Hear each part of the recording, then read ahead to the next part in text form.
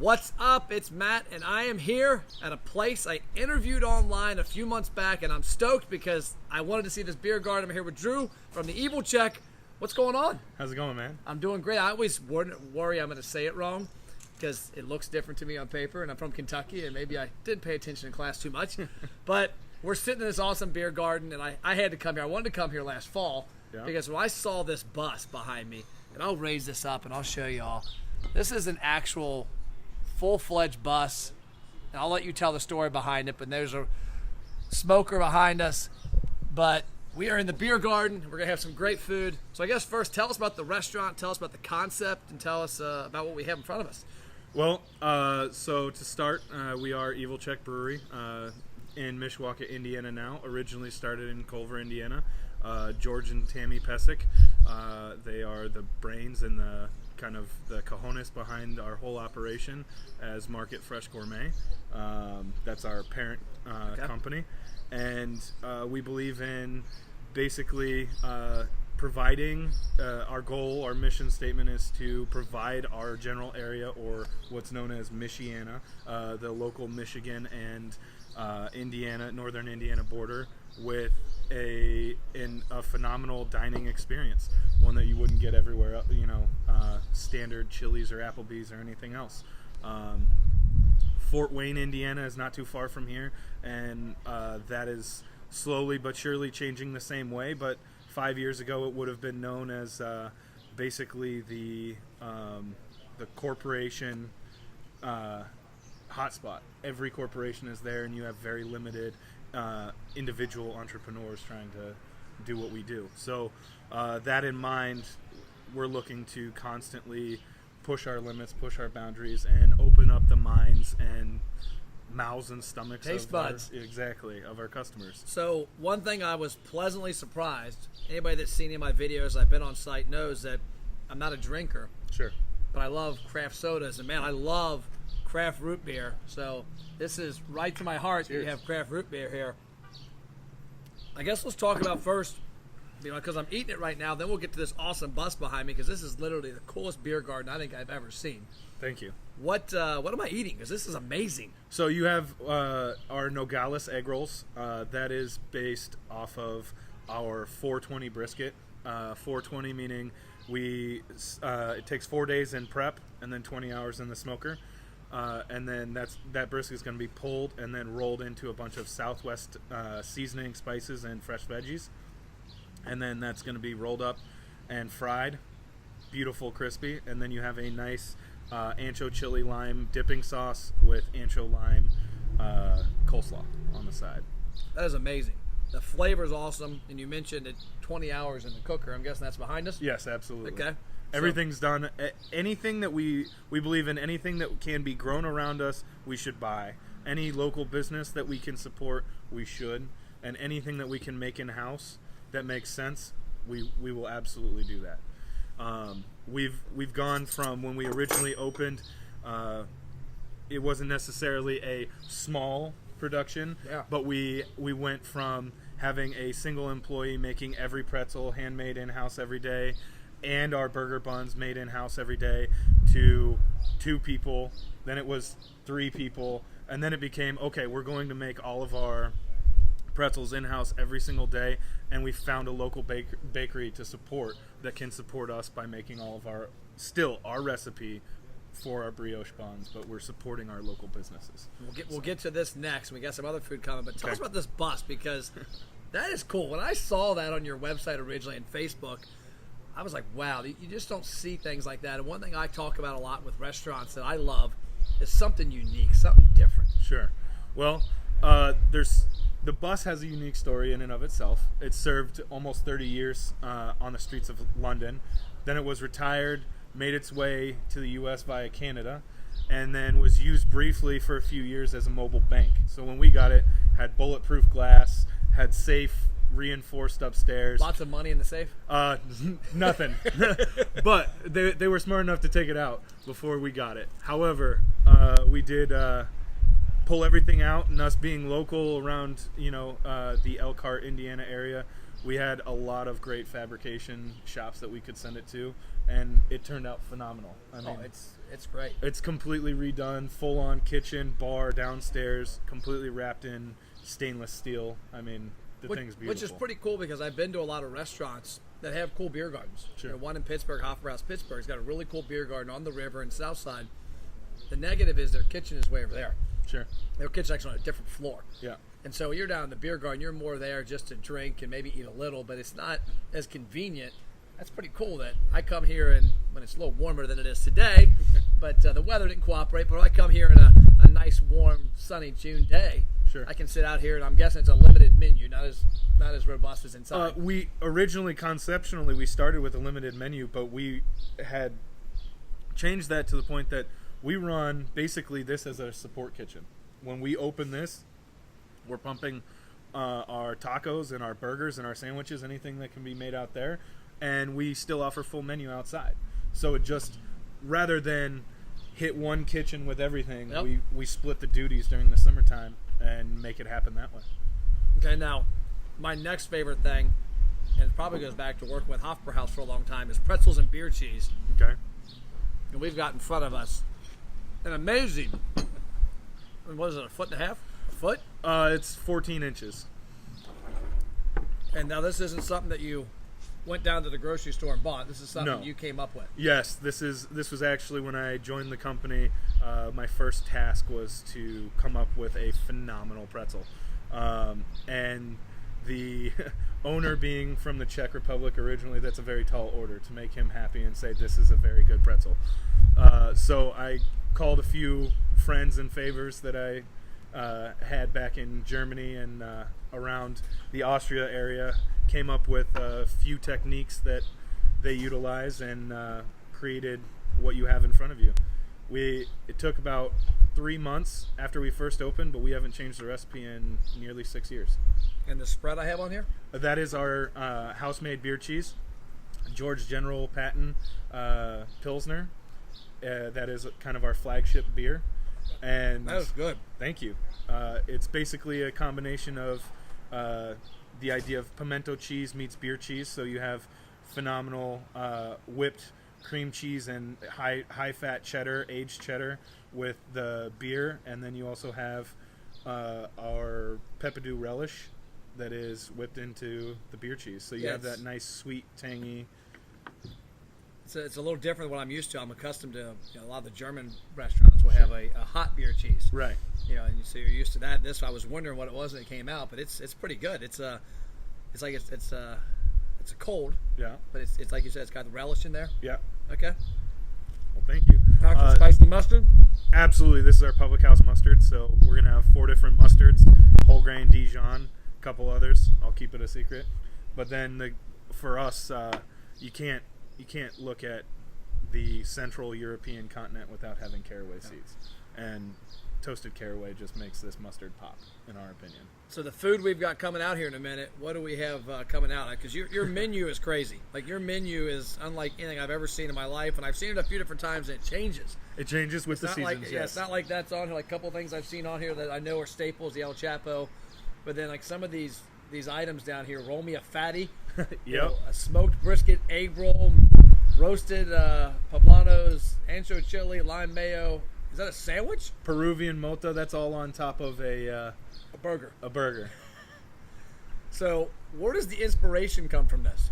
Well, when it comes to writing a menu for Evil Czech, we look at number one.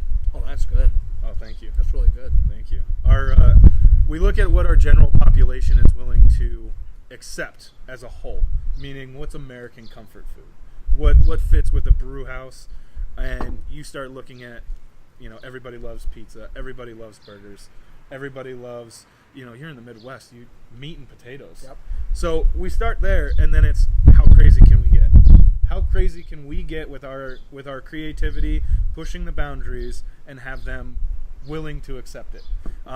We've changed, for example, our Cubano has changed probably 6 different times since we opened. Yep. For 2.5 years, the longest running Cubano that we did was a pig's head Cubano, and that was done with making our own house-made porchetta di testa, and that's done in our own butcher shop. So we actually just retired that because hired a phenomenal chef here. His name is Boris, He's originally from Cuba, so I figure if I got a Cuban chef here, we got to do a traditional Cuban. Yeah.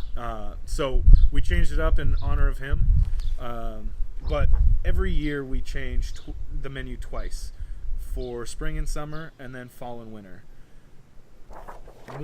There's always a few things that carry over, but we're gonna see the Vietnamese rump shaker, the Brazilian meatloaf, the Sword of Cortez, and possibly a Brenner burger. The Sword of Cortez. Sword of Cortez. I'm kind of intimidated. Well, the Sword of Cortez actually took the spot of one of your favorite dishes from the last time we were talking, which was our fried chicken with the watermelon salad. It was last summer's menu. So. Remember that? Yeah. Well, cool. Well, so we're going to hit a couple other restaurants while I'm in town here that you guys have. How do you differentiate the flavor between them to make sure that you're a multi-restaurant owner, you guys are, your group, that people can go here that they don't experience the same thing, or that it's completely different, I guess? Sure. All the restaurants we operate are different concepts. Why compete with yourself, right? So the way we look at it is we're vying for different parts of our market. We're operating and going after, sure, we'd love to have all of our customers go to all of our restaurants, and a lot of them do. We operate them all with the same love and care that we do, at Evil Czech. We look for the finest ingredients that are locally grown. We try and look at, innovative trends and things like that. Our goal is to, when I originally moved here, which was 9 years ago almost, I was looking at a city that was at least 7, if not 10 years behind any major food trend. And now you're way ahead. Chicago's an hour and a half, and they're setting the bar in a lot of ways. And now I'm proud to say we're part of the reason why the area is moving forward. And I would say we're still behind, but we went from 7 to 10 years behind to maybe 3. And it's great to see that what we're doing in our restaurants is very popular. And when we go to Chicago, our we look at our other sister restaurant, Corn Dance Tavern. They're right on par with any steakhouse in Chicago, any fine dining restaurant in Chicago. We are trending. Yep. However, when I say as an area, we're 3 years behind, getting the mass population to understand how far food has come and how far we can go with it. And you're definitely pushing the limits from some of the stuff I'm seeing here. One thing we haven't talked about, we're drinking root beer, but sure. You're a brewery. Absolutely. Talk about the beer you have here. Well, all of our beer is made in-house. Okay.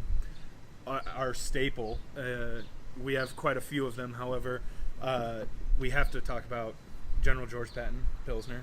That's our icon, named after George Patton for liberating the town of Pilsen in World War II. Okay. It felt completely right, especially having a Czech owner, that if you're going to have a brewery, you need to have a phenomenal Pilsner, and you need to have it named after General George Patton. Okay. After that, where to start? You have Bigsby, which is, kind of, again, our funky rendition. It's a white stout. Yep. So White stout, exactly. White beer, full-bodied nose, full mouth feel, everything. You swear if I blindfolded you, we were drinking a big, bold, dark beer. Huh. But it's a white stout. So that's kind of our funky take in the brewery. You've got Nefarious Harbor, which is personally one of my favorite beers. Phenomenal. It has amazing mouthfeel, great hop profile. You have Static Chipmunk, Evil Czech Monk. Static Chipmunk. Yes. So we have, there's a few variants of IPAs that we do here, but one that we've been playing with a lot, we obviously have IPAs, APAs, playing obviously with the white stout. So we have a very interesting set of brewers in the back. They're fun to work with. We bounce ideas off of each other all the time. We have Jesus Latin Grill and Tequila Bar. Evil Czech makes Jesus Lager, a Mexican-style lager for them specifically. So that's their house beer, their house brew. But then we started talking as far as, hey, can we do one-offs with this beer? And can we start looking at a traditional Mexican-style rub with annatto seeds and, sour oranges and stuff like that? How do we incorporate that into the beer? So these are all things that we look at, try and develop, and being a producer of your own product and being able to sell it directly to your market. No middleman, no distributors.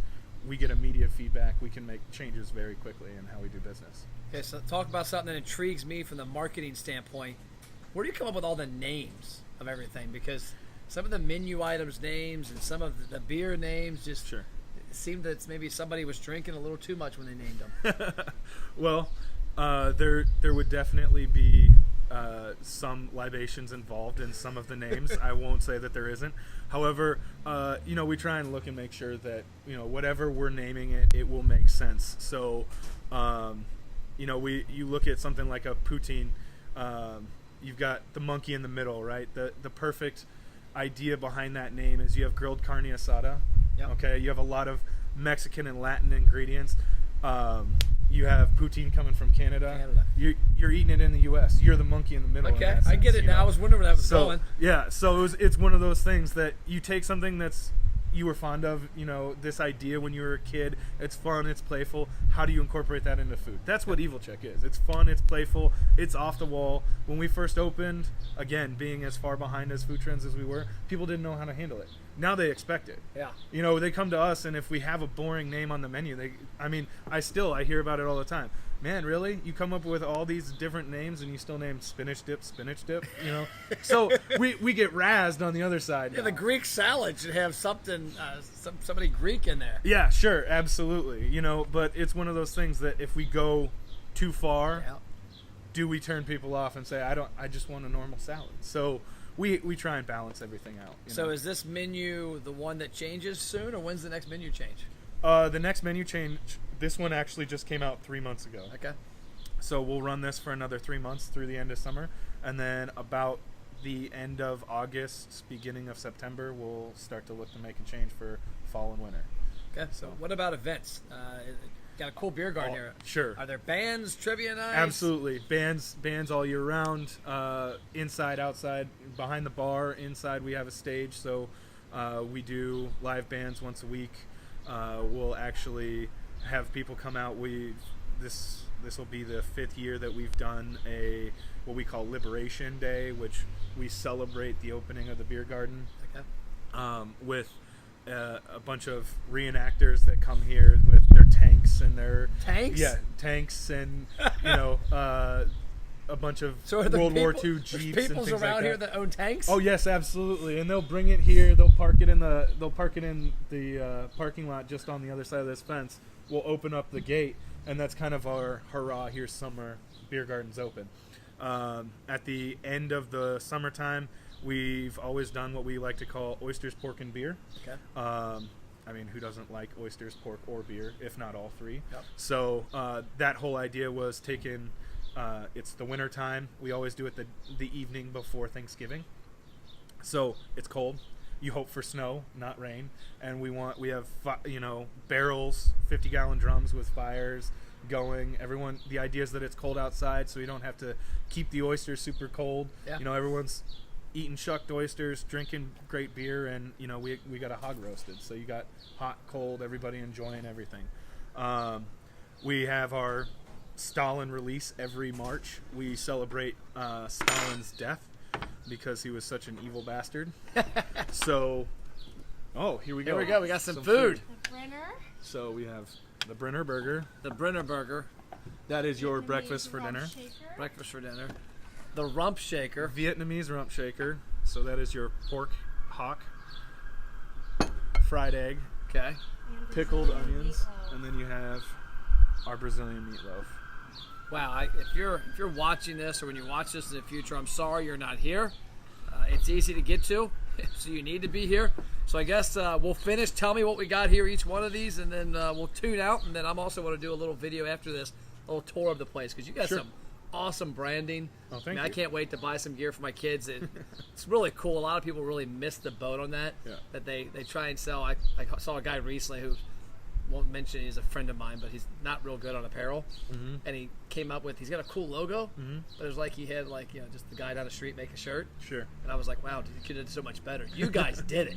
Like, Well, your thank stuff you. is legit. So We have great managers that deal with great local print companies, and again, it's our thing. We want to make sure that we get our brand out there, but we also tell everybody about the people that help us do that. So Okay. Well, tell me what we got here. all right, so you got the Brenner Burger in front of you. Again, that's that great our original recipe for our house-made brioche, Okay. made by local bakers, and then you have a fried egg, arugula, Lots of bacon. bacon, Havarti cheese, black truffle studded aioli, and all of that is on a 35-day dry-aged, grass-fed beef patty that comes from 30 miles south, DNR Farms in Bremen. So I can tell you everything about that burger patty from the day that it was born. I know when the cow, when it was born, what it ate its entire life. It's antibiotic-free, hormone-free, grass-fed. And it's delicious. Thank you. So this cow, whoever you are or were, thank you, because it's amazing. It is. The bun, I think a lot of times people don't put enough effort in the bun. Yeah. Like you'll go to good restaurants that have a good burger and they've got a stock bun from Sure. a food distributor. Right. That's good. It's light, it's fluffy, it's crisp. Yeah. Well, I mean, we always think of, what is luxurious. If you're going to put truffle into a burger, you're going to have dry-aged beef. Why would you ruin it with a terrible bun? I mean, brioche is pretty much the luxury of deluxe for bread. It's a good looking fry too. I'm sure it's amazing. Beer battered fries. Now what is that? So the Vietnamese rump shaker. You have roasted garlic fried rice. Which, by the way, not to interrupt, but look at the cool display. Little box. I guess this can sit up like So- this. That was our original take on a Japanese bento box. Okay. So, Got the brandings on point. Love it. yeah. Then, okay, so we've got the Vietnamese rump shaker. You have the garlic fried rice. You have a fried egg that's on top of a pork shank that has been sous vide for 18 hours. And then on top of that, we do pickled onions. Everything's made in-house. And then we do a sweet, sour, spicy vinegar that goes over the top of everything. Okay.